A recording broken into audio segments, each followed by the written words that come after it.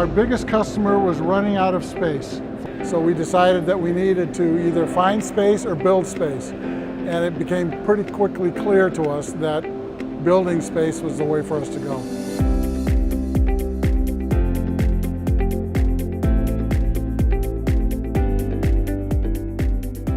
Our business continues to grow.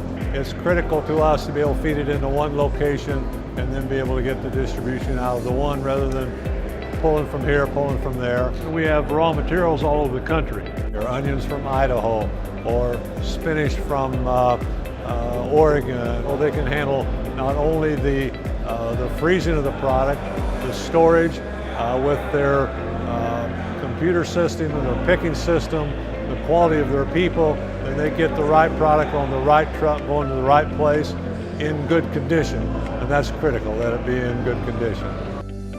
Some of the challenges, obviously space.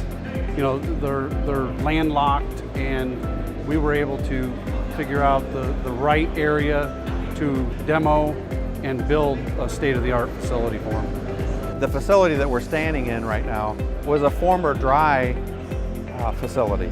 So we had the opportunity to demo the dry facility. We had the existing footprint here, which is about 100,000 square feet.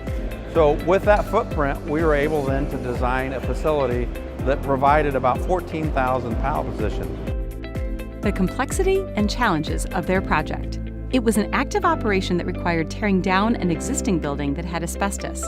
The challenge was connecting the new build to an existing lower roofline with a fully operational dry warehouse. Plus, they needed to obtain a fire protection variance, adding smoke and heat vents, while working with an existing sprinkler system in the rest of the building.